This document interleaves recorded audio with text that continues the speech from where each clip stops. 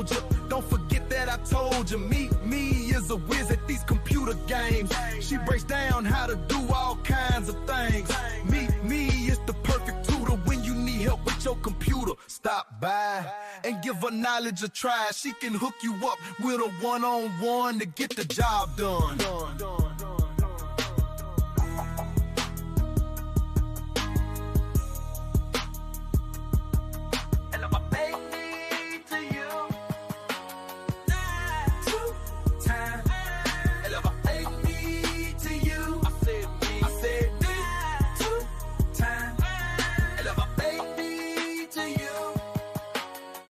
Welcome back.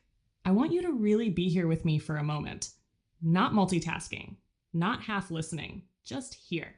Because day 5 is one of those days that if you actually absorb it, can quietly change how you move for the rest of this series, and honestly, beyond it.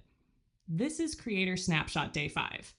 And today we're talking about something that almost nobody explains correctly, why habits feel hard, and why that struggle has probably never been about your character. If you've ever told yourself, I just can't stay consistent.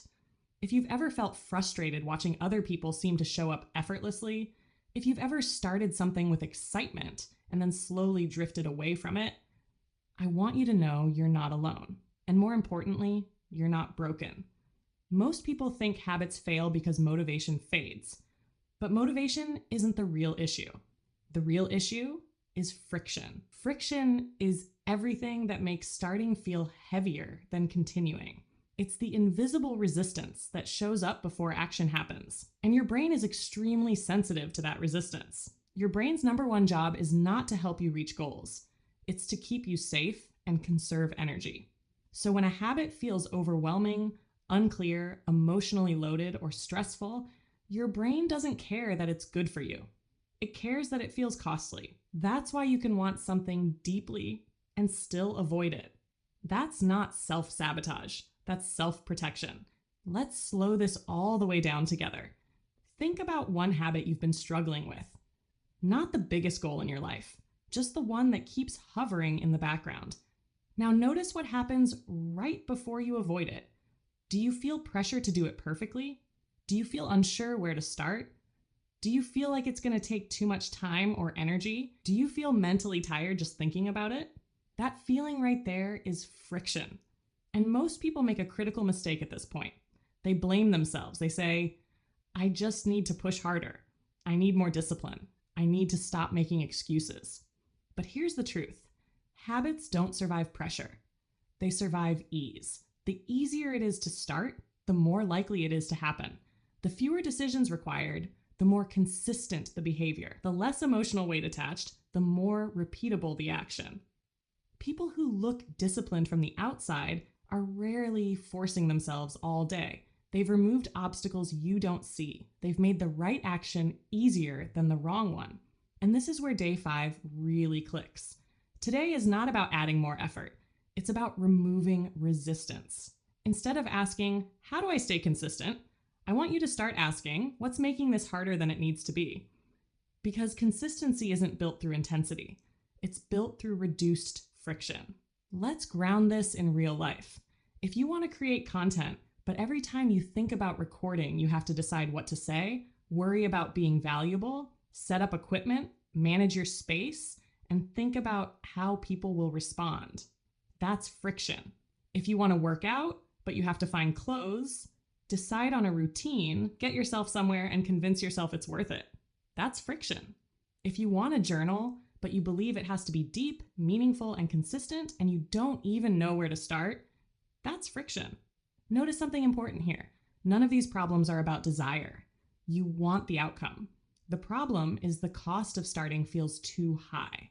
So your brain delays. It avoids. It waits for a better time. And that's why motivation fades. Not because you didn't care enough, but because the system kept asking too much. So today we flip the approach. Instead of raising the bar, we lower the starting cost. 5 minutes counts. 1 sentence counts. 1 small action counts. You don't build habits by being impressive. You build habits by being repeatable. You don't need to win the day. You just need to make starting feel safe. Now let's talk about environment, because this is where most people underestimate their power. You do not rise to motivation. You fall to environment. If your tools are buried, starting feels heavy. If your setup requires effort before progress, avoidance makes sense. If you have to decide everything every day, your brain will eventually say no. Preparation beats motivation every time. People who stay consistent don't wake up inspired every day. They wake up prepared. They decide once so they don't have to negotiate daily. They make small defaults that quietly guide behavior. And here's the deeper shift: identity. When habits feel hard, we internalize it.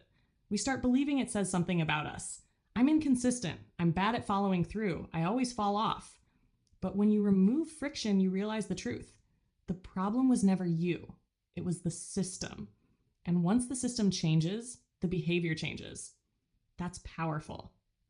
Because now growth doesn't feel like punishment. It feels like alignment.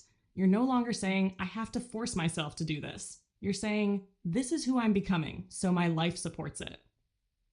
So here's your day 5 action, and I want you to keep this simple.